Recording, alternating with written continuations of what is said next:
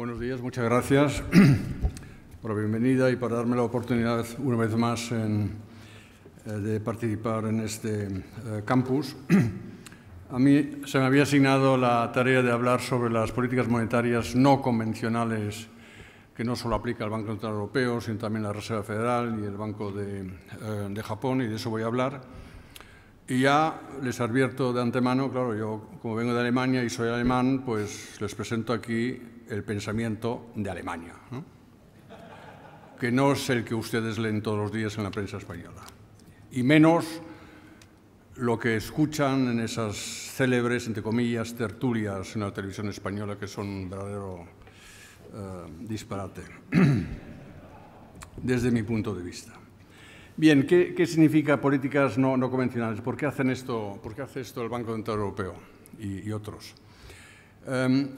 Porque después de estallar la famosa crisis financiera global y luego la recesión, la gran recesión en 2008-2009, pues todos entendíamos de que con la política monetaria tradicional de bajadas de tipo de interés, pues no se podía realmente hacer dos cosas: restablecer la estabilidad en el sistema financiero, tanto mundial como europeo, y tampoco reactivar las economías, ¿no? Una vez perdida la confianza de los mercados es muy difícil cambiar esto, y entonces había que inventarse otras fórmulas.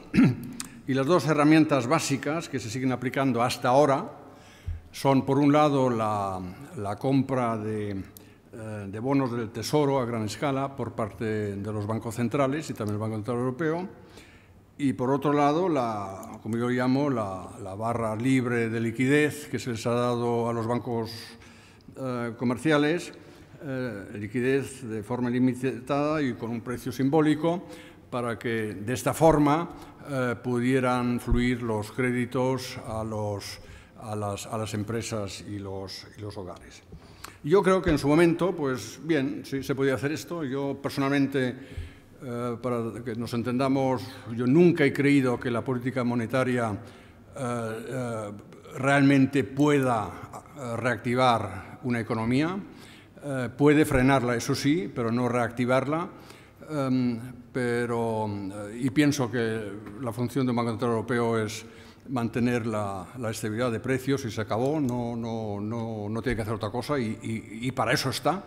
Pero bueno, ya que nos hemos acostumbrado al modelo anglosajón de que hay que hacer también política coyuntural y anticíclica y tal, bien, pues me parece acertado que se hiciera esto al principio.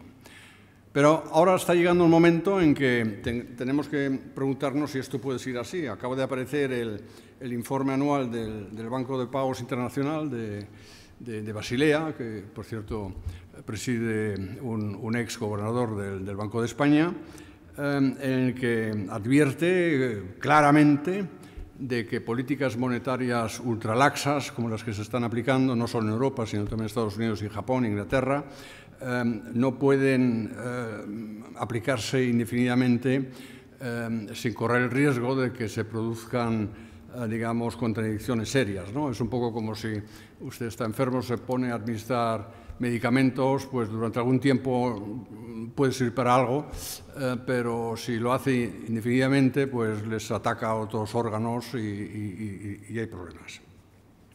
Bien, ¿qué es lo que dice Mario Draghi? Mario Draghi dice, o dijo el año pasado, que, bueno, que el Banco Central Europeo va a intervenir de forma ilimitada. Believe me, it will be enough, es decir, creedme, voy a hacer todo lo que sea necesario para bajar las primas de riesgo. Y que, por cierto, me hace mucha gracia leer también los periódicos españoles hoy también de que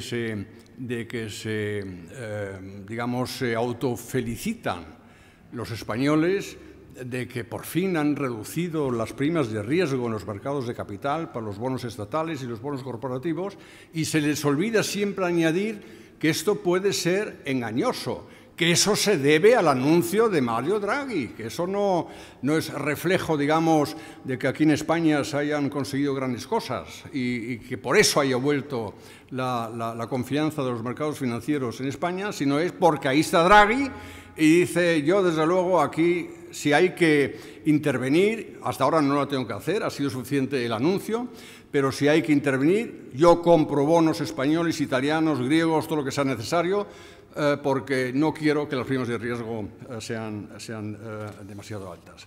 Que, por cierto, hace poco tuve yo un pequeño encontronazo en un acto público con el ministro de Asuntos Exteriores español, porque este señor se empeñó en dar la impresión de que él sabía cuál era la prima de riesgo adecuada para España y que no podía ser más de 200 puntos, digamos, 200 y algo puntos básicos por encima del referente alemán, ¿no? Y yo le pregunté ¿de qué sabía eso? ¿De qué sabía eso? Y él me preguntó a mí, ¿y cómo sabía yo de que no era eso? Y yo le dije, es que yo no lo he afirmado eso nunca, para eso tengo los mercados, eso me lo dicen. No, todo lo demás es especulativo. Entonces yo le dije en público, y lo dije tranquilamente en público, si yo le tuviera que examinar de economía, le suspendería, ¿no? Porque es impresentable que una persona, además siendo miembro de un gobierno, dé la sensación de que él sabe cuál es el precio justo de un bono o de un préstamo. No lo puede saber, al menos no en una economía de mercado, que es en la que estamos viviendo.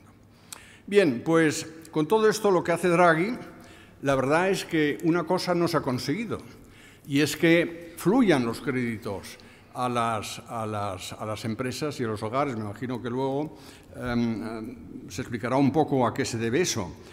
Pero lo que está claro es que tenemos que tener siempre presente una cosa, que siempre se nos olvida, pero yo creo que hay que tener presente. Si el Banco Central, en este caso el europeo, baja los tipos de interés o hace otro tipo de actividades que produce al final del día dinero barato, eso simplemente es una oferta la que hace, una oferta a empresas y hogares.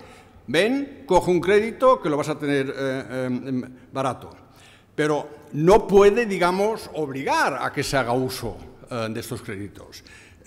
Si el sector bancario funciona medianamente bien, como a lo mejor en Estados Unidos en estos días, esto puede funcionar, pero si el sector bancario, como en muchos países europeos, no está lo suficientemente capitalizado, pues esto no funciona. Y en el caso español me parece que que es obvio de que el mecanismo de transmisión monetario está obstruido, tanto por el lado de la oferta como por el lado de la demanda. Por el lado de la oferta es porque los bancos hacen lo que les hemos dicho: desapalancar, capitalizarte, quitarte los riesgos tóxicos del medio, y eso es lo que hacen, y no dan créditos. Y si dan créditos, lo hacen a lo mejor por llamada de la Moncloa, se lo dan al Estado español, porque saben que para la compra de bonos estatales, un banco español, también un banco alemán, el que sea, de la zona euro, no tiene que hacer provisiones de capital. Yo creo que es una cosa todavía increíble que el regulador siga pensando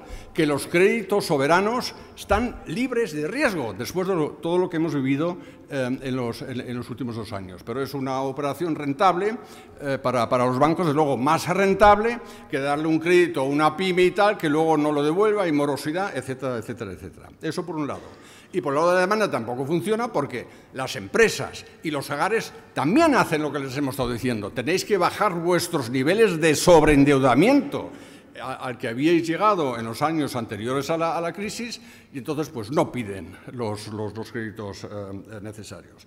Con lo cual quiero decir que, de hecho, desde mi punto de vista, el Banco Central Europeo no tiene capacidad real de estimular la actividad económica, incluso bajando los tipos de interés más, igual lo baja este jueves al 0,25%. Es un acto simbólico, basado en la esperanza de que se puede recuperar una expectativa positiva, pero creo que esto no tiene gran eficacia, como tampoco otras medidas heterodoxas que se están considerando ahora, como la adquisición, como facilitar al Banco Europeo de Inversiones financiación para la adquisición de carteras de préstamos a pymes, o que incluso el Banco Central Europeo podría relanzar el mercado de titulaciones de créditos a pymes. En fin, todo esto se está estudiando, pero yo creo que la eficacia de estos instrumentos es cuestionable, mientras que las economías, sobre todo las periféricas, sigan estando lastradas por deficiencias estructurales que se manifiestan en unos niveles insuficientes de productividad y de competitividad internacional. En el reciente informe del Institute of Management Development de Lausana, un informe sobre la competitividad internacional que aparece todos los años en junio, coloca a los países meridionales del euro en el último tercio del ranking. Es un ranking de unos 60 países. Italia, 44, España, 45, Portugal, 46, Grecia, 54, en el ranking este. Alemania es el noveno y el primero de la zona euro, que, por cierto, desde el punto de vista de Alemania, la política monetaria del Banco Central Europeo es demasiado expansiva, según la regla de Taylor, que nos sirve un poco de orientación para qué niveles de tipos de interés debería de considerar la autoridad monetaria. Lo que nos vendría a nosotros bien es un tipo de interés del 2,5% y no del 0,5% que tenemos ahora. Es decir, si hay problemas estructurales de fondo, y creo que los hay, esto no se puede eliminar simplemente con dinero barato. Y tampoco se puede recuperar la confianza en los mercados de esta forma. Y es más, todo esto puede ser incluso contraproducente, porque también en el mercado de las pymes, por ejemplo, también se necesita una limpieza. La crisis económica siempre tiene ese efecto colateral positivo, aunque suena a lo mejor un poco cínico, pero el de limpiar mercados. Y el sector de las pymes, del que tanto se habla ahora, porque son muy importantes en el momento de crear empleo y todo esto, no es una cosa que sea intocable, no. Habrá muchas pymes que no son viables, que no tienen un negocio de futuro y lo que tienen que hacer es una cosa muy fácil, desaparecer. Pero claro, esto no ocurre si se les da acceso fácil, demasiado fácil, a los créditos. Hay un efecto positivo de la política monetaria actual del Banco Central Europeo, aunque es un poco extraño, y es que, por un lado, ha desaparecido el miedo a la fractura de la zona del euro. Con la salida de países débiles, todo eso lo que estamos discutiendo hace un año, eso parece de momento se ha disipado, y mientras que Alemania mantenga su compromiso con el euro, que yo estoy absolutamente convencido que lo mantendrá, simplemente porque el coste de salirse del euro es demasiado elevado, pues bien, este tema creo que de momento lo podemos apartar. También han bajado las primas de riesgo, como dije antes, los estados se pueden refinanciar, los bancos de la periferia dependen menos del eurosistema, pero todavía no sabemos efectivamente si esto va a ser suficiente, ¿no? Siempre hay especuladores en el mundo, los George Soros y otros, que tarde o temprano se les antoja de poner a prueba de eficacia intervenciones verbales, como las que ha hecho el presidente del Banco Central Europeo, Draghi, ¿no? Y si esto lo hicieran en un momento determinado, podríamos tener un problema serio. Aquí se ha mencionado antes el tema de los ahorradores. Efectivamente, lo que hace el Banco Central Europeo es lo que en la literatura académica, desde McKinnon y Shaw, llamamos represión financiera. Es una represión financiera, es decir, el Estado, en este caso el Estado español, consigue un coste de refinanciación artificialmente bajo a cargo de los ahorradores, entre paréntesis, alemanes, por ejemplo, ¿no? Y esto es problemático, porque lo que estamos haciendo es expropiar ahorradores que lo que tenían que tener es un incentivo para ahorrar, sobre todo si los tipos de interés real, en términos reales se convierten negativos, pues entonces ya no existe este incentivo, y si pensamos en todos los problemas demográficos, en la previsión para la vejez, todo este tipo de cosas que hay que hacer, eso es complicado. Pero hay un efecto positivo. En Alemania, por ejemplo, actualmente la demanda de consumo es bastante estable, pero nosotros lo llamamos un consumo que se hace más por miedo a no por necesidad. Es decir, todos los alemanes estamos ahora renovando nuestras casas. Compramos muebles, compramos frigoríficos, compramos coches, hacemos todo eso. Pero digo, como los ahorros se van a España, no nos interesa, nos lo gastamos nosotros a lo nuestro, ¿no? Eso, claro, de alguna forma es un soporte para la demanda de consumo alemán y también, indirectamente, afecta positivamente a las exportaciones españolas de estos productos que tengan como destino Alemania. Pero al final del día es una mala asignación de recursos porque los capitales no van a los fines más productivos. Y ya para terminar y no extenderme demasiado para que podamos luego aquí debatir un poco, yo creo que el Banco Central Europeo se va a tener que presentar tarde o temprano el tema de cómo salir de estas políticas no convencionales que está aplicando ahora. La Reserva Federal ya está en eso, ¿no? Habrán oído hablar de que hace poco el gobernador de la Federal Reserve, Bernanke, ya ha insinuado, ¿no?, que a lo largo de este año y como muy tarde el año que viene pues van a reducir la compra de bonos estatales. Actualmente es en el orden de 85.000 millones de dólares, lo van a ir reduciendo poco a poco. Y hay una gran diferencia, por cierto, entre la compra de bonos por parte de la Reserva Federal y la compra de bonos por parte del Banco Central Europeo. Los bonos que compra el Banco Central Europeo son bonos que no los quiere nadie, porque no valen nada. Lo que compra la Reserva Federal son bonos que tienen una rentabilidad aceptable, ¿eh? Eso es una gran diferencia.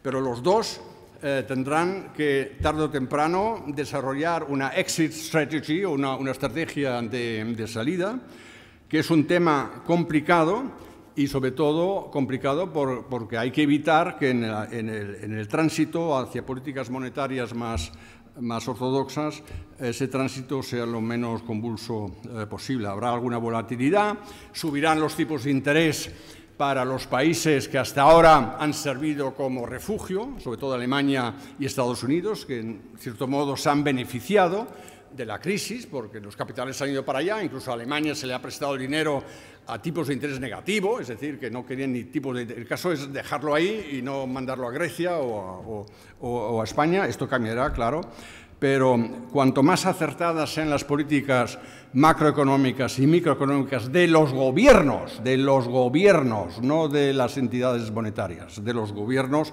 tanto mejor funcionará la estrategia de salida de los bancos centrales y entonces los esfuerzos que haga el Banco Central Europeo para apoyar la reactivación económica no serán baldíos, pero la responsabilidad está en los gobiernos con reformas estructurales y ajustes fiscales. Muchas gracias.